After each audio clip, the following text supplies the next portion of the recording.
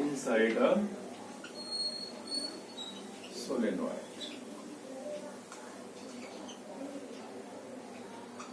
तो ये जो हमारा सोलेनॉइड है ये लॉन्ग सोलेनॉइड है। तो लॉन्ग सोलेनॉइड को अगर देखा जाए तो एक सिलेंडर की तरह ये दिखता है, इस तरह से।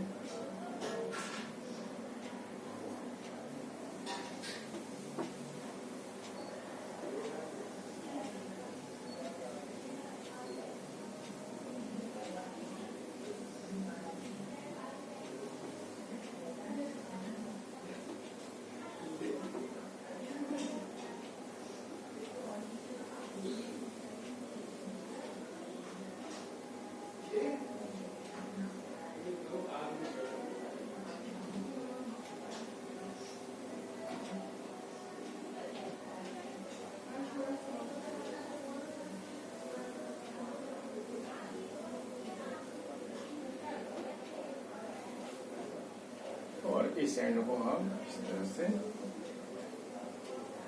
तो हमारा एक लॉन्ग सोलेनॉइड है। तो यहाँ पे देखते हैं करंट जो है, मैंने बताया था कि अपर वाले एंड से, लास्ट टाइम थोड़ा इंट्रोडक्शन दिया था हमने, तो अपर वाले पोर्शन से करंट है ना, that comes out of the plane of the board, यहाँ पे कहिए। इसको हम ऐसे दिखा दें,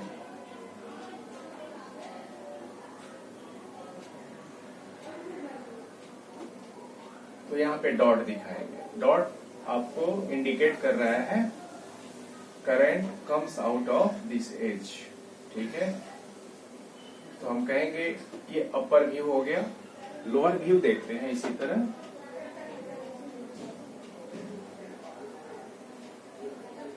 ये जो है इसमें करंट एंटर करता है into the plane of the board, हम दिखाएंगे।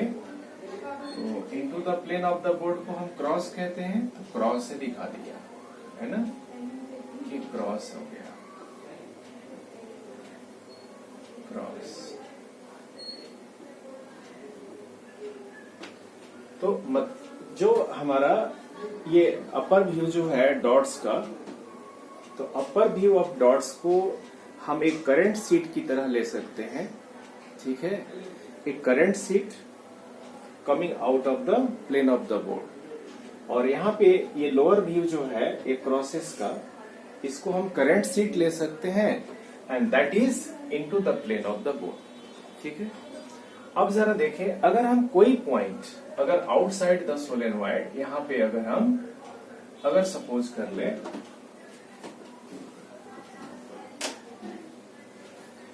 अपर पॉइंट हम ले लें, कोई एक यहाँ पे कोई पी पॉइंट अगर हम यहाँ पे कंसीडर कर लेते हैं। अब यहाँ पे मैग्नेटिक फील्ड देखते हैं। तो magnetic field due to this two current sheets, तो पहले हमें डॉट के कारण देखें। तो डॉट्स का कारण मैंने बताया था, ये current comes out of the plane of the board. मतलब जैसे हम राइट हैंड रूल यूज करते हैं, तो ये चारों फिंगर्स जो है करंट के डायरेक्शन में हम स्ट्रेच करेंगे, ठीक है ना। और इन चारों फिंगर्स के राइट एंगल पे हमारा थंब रहेगा। तो इस तरह से आप देखोगे, ठीक है ना। तो हमारा करंट जो है ये अपवर्ड है इस पे, और इसको हम क्या करते हैं, हम बेंड करते हैं फिंगर्स को। तो जब बेंड करेंगे तो पी पॉइंट को क्या करेंगे, हमारे फिंगर्स जो है इनक्लोज करते हैं। तो जब इनक्लोज करते हैं तो आप जानते हो, यानी मैग्नेटिक फील्ड जो है ना, ये इस पॉइंट पी पॉइंट पे out of the plane of the board दिखेगा, ठीक है। और इसी तरह हम ये लोअर जो है ना व्यू है क्रॉसेस का, ये करंट सीट है जो into the plane of the board. अगर हम यहाँ पे देखें, है ना, ये करंट के डायरेक्शन में अगर चारों फिंगर्स को हमने स्ट्रेच किया, है ना, और इस थंब को राइट एंगल पे, तो अगर हम इसको बेंड करते हैं तो ये देखो, ये पॉइंट पी तो हमारे है ना हथेली के पीछे रह गया, ऊपर रह गया, तो ये क्लोज नहीं करेगा, ठीक है।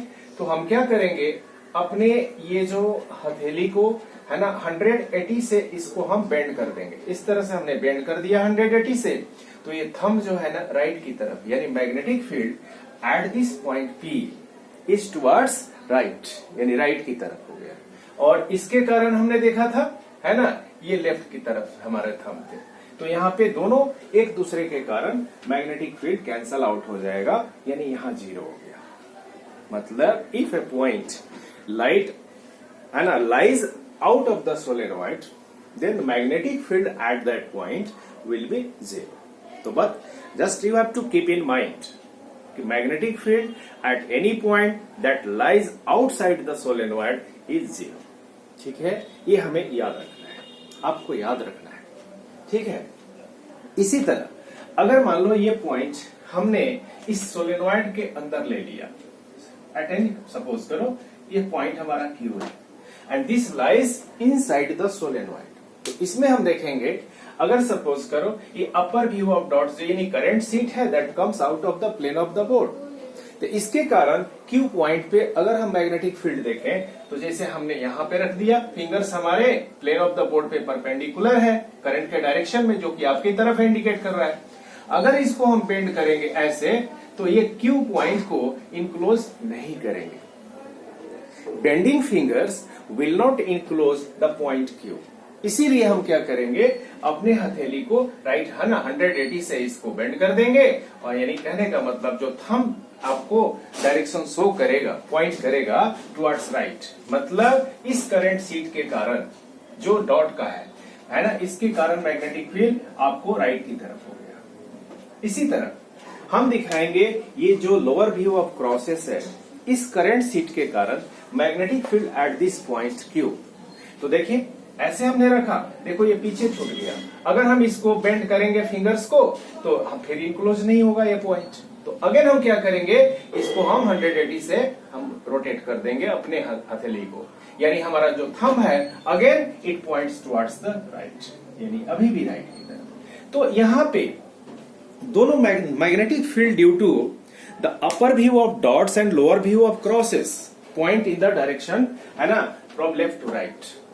मतलब magnetic field inside the solenoid, ठीक है, विल बी, है ना, टुवर्ड्स राइट, मतलब इसके डायरेक्शन में। यानी हम दिखाएंगे जो मैग्नेटिक फील्ड है, आप दिखाओ इस तरह से, ये हम पैरेलल लाइंस ड्रॉ कर देते हैं।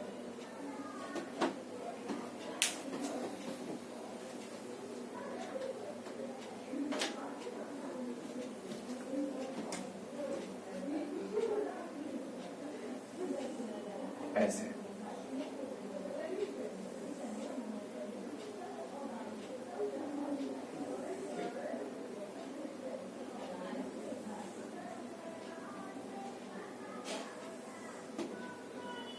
तो ये मैग्नेटिक फील्ड का डायरेक्शन हो गया इनसाइड द सोलेनॉइड। ठीक है, और याद रखेंगे magnetic field inside the solenoid, है ना, ये यूनिफॉर्म होता है ना, यूनिफॉर्म मैग्नेटिक फील्ड एग्जिस्ट करता है। क्लियर है? अब बात रह गई, अब सपोज करो कि अब हमें क्या करना है, अब इसी सोलेनॉइड का, ठीक है ना, हम क्या करते हैं, अब हमें मैग्नेटिक फील्ड निकालना है इनसाइड द सोलेनॉइड। तो हम क्या करेंगे, एक हम लूप यहाँ पे कंसीडर कर लेते हैं, एक रेक्टेंगुलर लूप जिसको हम एम्पीरियन लूप कहेंगे। सपोज करो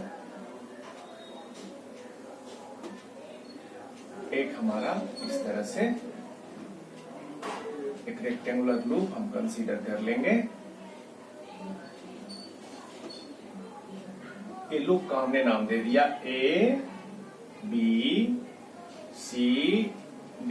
मैंने बताया था ना एम्पीरियन लूप क्या होता है, जिस, है ना, लूप पे, क्लोज्ड लूप पे हम एम्पियर सर्क्यूटल लॉ को अप्लाई करते हैं, है ना, उस लूप को बोलते हैं एम्पीरियन लूप। तो ये हमारा एम्पीरियन लूप है ABCD। अब हम निकालते हैं जो मैंने बताया था line integral of magnetic field. तो अब निकालेंगे ऑन द क्लोज्ड लूप। तो हमारा क्लोज्ड लूप क्या है, ABCD। तो इस यहां पे हम लिखेंगे और यही निकालेंगे B.dl।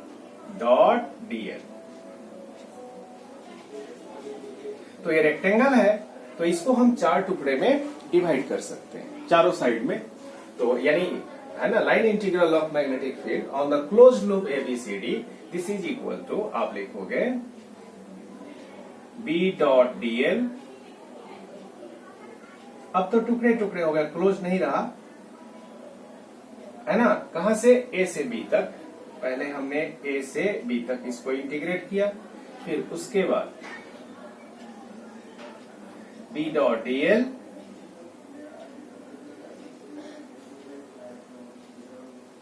From B to C.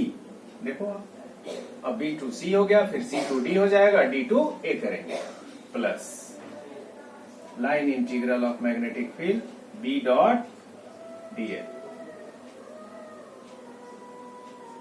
From C to D plus B dot DL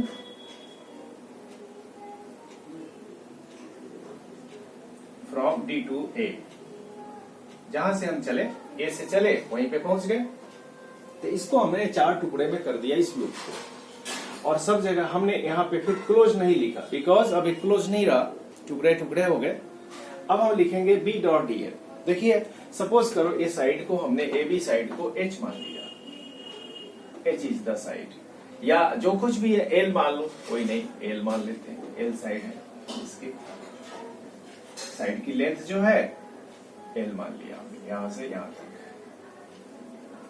ठीक है, तो मैग्नेटिक फील्ड मैंने क्या बताया, और देखिए एल जो है यानी ए टू बी जो है लेंथ हमने ले रहे हैं, इस पूरे पे हमने मैग्नेटिक फील्ड का line integral of magnetic field ले रहे हैं। तो ये देखो ए टू बी ये डायरेक्शन यानी लेंथ का हो गया, और मैग्नेटिक फील्ड भी इसी डायरेक्शन में है, along the axis of the loop, है ना, ये सोलेनोइड।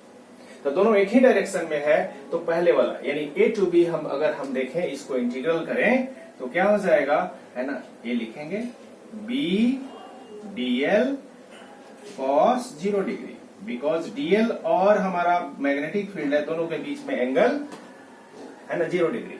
तो इसको हमने लिखा ए टू बी प्लस, दूसरा देखो अब बी टू सी हम ले रहे हैं, तो बी टू सी इधर की तरफ लेंथ हो गया बी टू सी, और मैग्नेटिक फील्ड है इधर की तरफ, मैग्नेटिक फील्ड ऐसे है, और ये जो है ना आपका ऐसे हो गया, यानी इसमें परपेंडिकुलर हो गया दोनों के बीच में। तो हम 90 डिग्री, अब cos 90 की वैल्यू क्या होती है 0, तो हमने 0 कर दिया, प्लस तीसरा टर्म आया सी टू डी। देखें तो सी टू डी ये साइड हमारा बाहर है, यानी मैग्नेटिक फील्ड 0 है। अब ये मैंने दिखाया था पॉइंट पी को लेकर के, तो यहाँ पे मैग्नेटिक फील्ड 0 है, तो ये टोटल क्वांटिटी ही तीसरा वाला 0 हो जाएगा। चौथा देखिए D to A magnetic field, तो डी टू ए लेंथ जो है हमारा ऐसे है, और मैग्नेटिक फील्ड ऐसे है, देखिए ठीक है, दोनों के बीच में अगेन 90 डिग्री, तो B dl cos 90 degree, cos 90 की वैल्यू 0, तो ये टर्म भी आपको 0 हो गया। मतलब ये दूसरा तीसरा चौथा ये सब 0 हो गए, तो सिर्फ हमारा यही बचा, यानी this is equal to cos 0 की वैल्यू 1, तो 1 यानी बी डीएल है ना, इंटू 1 यानी बी डीएल। तो हम क्या करेंगे, बी को बाहर निकाल लेंगे, अब मैग्नेटिक फील्ड का यानी डीएल का इंटीग्रेशन, ठीक है ना, और ये कहां से है, लास्ट वाला जो है ना, ए टू बी हमारा है, ये ए टू बी। तो देखिए आप इसको क्या लिखेंगे, B I into L, because dl small element है इसी का, और पूरा जो हो जाएगा एल हो जाएगा, तो बी एल, डीएल का इंटीग्रेशन एल हो जाएगा, टोटल एल। अगर हमने एच रखा होता तो एच लिखते, तो यही हो गया, यानी बी इंटू एल। ठीक है, अब हम जरा देखें, हमने सपोज कर लिया कि एन जो है small n number of turns per unit length, number of turns per unit length, इसको मान लिया, यानी यूनिट लेंथ है तो नंबर ऑफ टर्न्स उसमें स्मॉल एन है। अब बताइए इसका लेंथ कितना है, जिसमें मैग्नेटिक फील्ड एग्जिस्ट कर रहा है, एल लेंथ है, ठीक है ना, तो नंबर ऑफ टर्न्स कितने हो जाएंगे, ठीक है, एन इंटू एल कर देंगे, टोटल नंबर ऑफ टर्न्स है ना included in length L is equal to n l. और देखिए इसे करंट जिसे हम पास करते हैं, करंट आई है, तो ईच टर्न से करंट आपको आई पास करता है, तो एनएल टर्न से टोटल करंट कितना पास करेगा, एनएल आई, ठीक है ना। तो ये टोटल करंट को लिखेंगे टोटल करंट क्रॉसिंग या total current I is equal है that is equal to NLI यही हो गया। अब as per Ampere circuital law क्या लिखते हैं? As per Ampere circuital law, per Ampere circuital law, तो integral of B dot dl is equal to mu naught times the total current. तो mu naught times total current की value है NLI और ये ABCD पे हमने लिया है इस लूप पे, और इसकी वैल्यू कितनी आई है? B into L. तो इसको हमने लिख दिया B into L, that is equal to कितना हो जाएगा? म्यू नॉट इंटू NLI दोनों साइड में L है, L कैंसिल आउट हो जाएगा, therefore B is equal to, ये हो गया म्यू नॉट NI।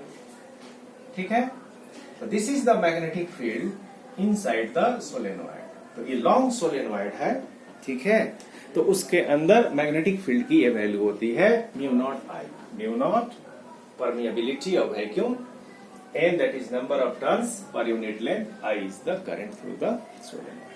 क्लियर है? तो ये एक्सप्रेशन है, आपको याद रखना है, इस एक्सप्रेशन को याद रखना है। ओके बच्चों, तो आज के लिए इतना ही। ओके।